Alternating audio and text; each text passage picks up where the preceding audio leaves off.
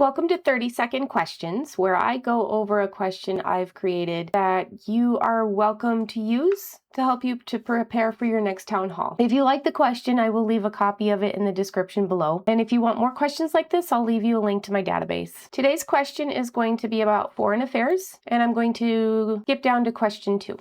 Trump withdrew from the World Health Organization, boycotted the UN review of America's human rights record, gutted USAID, threatened the International Criminal Court unless it shielded him and his allies, and refused to extend the trade agreement he negotiated with Canada and Mexico. This administration treats diplomacy like a petty feud, severing ties, insulting allies, and creating openings for other countries to build alliances without us. Why are we isolating ourselves, and what will you do to restore America's credibility and relationships? Some, but not all, of my sources. August 28, 2025, Trump withdrew the U.S. from the UN review of human rights record. January 20th, 2025, the U.S. clawed back funds and gutted USAID. December 10th, 2025, the Trump administration urged the International Criminal Court to amend the Rome Statute to shield Trump and his allies from war crime investigations. March 26th, 2026, Trump redirected $1.25 billion from international disaster assistance, peacekeeping efforts, and other international programs into his Board of Peace. May 19th, 2017, Trump has been complaining about NATO since his first term. January 20th, 2025, Trump signed an executive order to withdraw from the World Health Organization. July 2nd, 2026, Trump refused to renew a USMCA trade deal with Mexico and Canada. April 15th, 2026, Trump, Vance, and Mike Johnson all lashed out against that's supposed to read the Pope. I'll fix that. The Pope. And told him he should be careful talking about theology. They've lashed out against the Vatican a lot. April 21st, 2026, Amnesty International's annual Global Human Rights Report describes the U.S., Russia, and Israel as voracious predators. July 28th, 2026, the United Nations addressed the U.S. as, the U.S. used to be a beacon of human rights, not anymore. It stands alongside North Korea, Nicaragua, Mali, and Russia isolated, and the world no longer listens to it. May 5th, 2026, leaked audio revealed the Trump administration, Israel, and Honduras all worked together to target governments in Latin America. And I probably should have had this under bad guys. July 27th, 2026, leaked footage of Lindsey Graham caught him saying, "Look what we've done here. I almost cried." I mean, like, how long have we been pushing this? Someone else said, "Well, I mean, you've been pushing this for years, right?" And Graham responded, "Right, it's here. I thought it was the toughest one. Well, he's jacked. It's the best thing I've ever done. He loves blowing stuff up." So, you know, there are a lot of people inside didn't want to do it. So I've had my challenges. He's talking about the war in Iran. But here's just a little sampling of all of the different countries. Not all of the different countries, mind you, but in alphabetical order, some that I've caught in the news just this year that we've had some interactions with.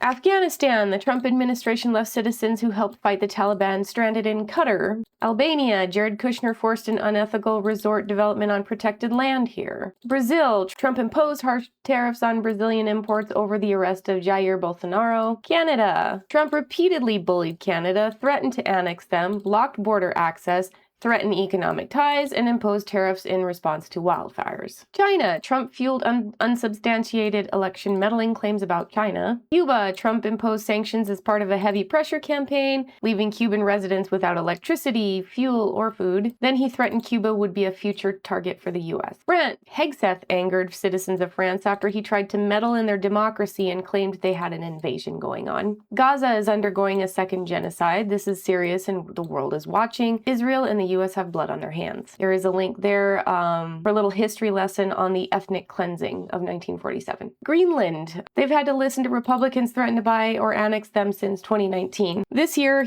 Trump stated we're going to do something about Greenland whether they like it or not. And then Denmark had to get involved and they had to start conducting training exercises in Greenland. They even had blood bags transported into the country during those exercises. Iran, the U.S. and Israel launched an unprovoked attack on Iran and killed nearly 200 schoolgirls on the first day. And then, of course, here's again that leaked footage of Lindsey Graham getting all excited about war. Iraq. Trump said he was going to take oil from Iraq back in 2016. He said, "You're not stealing anything. We're reimbursing ourselves." And now this year, the U.S. has launched a strike in Iraq. Israel. Everything's involved with Israel. Israel's involved in everything. I think this really got missed, and I'm really worried because this got missed. But July 23rd, 2026, the U.S. entered an agreement with Israel. It's H.R. 880, Section 224. It explains how to integrate their armed forces with ours. So the U.S. and the Israeli armed forces are going to integrate, or at least that's the plan. Italy. Trump picked a fight with Italian Prime Minister Giorgia Meloni. I'm sorry I said that wrong. Anyways, he picked a fight with her. Japan, Trump embarrassed the U.S. with a horrible joke about Pearl Harbor. Libya, Trump has been threatening to seize oil fields in Libya since 2011. Mali, the Trump administration is talking about military action there. That would make them the 8th country to suffer U.S. strikes since this year, since the second term. Mexico, a lot going on there. They did file a criminal complaint finally in July for migrant deaths in custody. North Korea, there's just been a long-standing attack campaign since 2017. A lot of back and forth on social media. It's kind of embarrassing. It is embarrassing. Everything he does is embarrassing. Poland, Pentagon cut deployment of U.S. forces to Poland and Germany. Saudi, don't really feel like getting in the weeds on this one, but yeah, Trump's family is deeply financially invested in Saudi and back and forth. So there's a lot of money there. It's all about money there. Lots of money. All kinds of money. Somalia, aside from the Trump regime racist rhetoric against Somali immigrants here, they also denied entry of a World Cup referee from Somalia. South Africa, Trump accused the leader of allowing white genocide. Spain, during a NATO summit, Trump said Spain is a wasted cause. We don't want any trade business with Spain anymore. By the way, Spain is a terrible partner in NATO. They don't participate. They don't pay. I don't want anything to do with Spain. Cut off all trade with Spain, please, including visits. Sudan, the Trump administration forced Sudanese immigrants to return there despite war escalation, widespread sexual violence, starvation, and genocide. Syria. Yep, we're always launching missile attacks in Syria. That's going on. UK. The last thing I heard with the UK is something about drilling. He said the Prime Minister gave him permission to drill in the North Sea. And apparently that's not true. I'm not going to talk about the Ukraine and Russia. I don't have all day. Venezuela. So March 6, 2025 is when Trump invoked the Wartime Alien Enemies Act of 1798. He used that to bypass due process and target Venezuelan immigrants. Then the Pentagon began their unwarranted and unsubstantiated bombing campaign on several fishing boats in international waters. Targeting Venezuela is supported on pages 179 and 181 of the Heritage Foundation's Project 2025. So even before the bombings, there was already indication in Project 2025 that they were going to go after Venezuela. Anyways, so that's what I have for today's question. That one's about foreign relations and how we are isolating ourselves. Thank you for watching.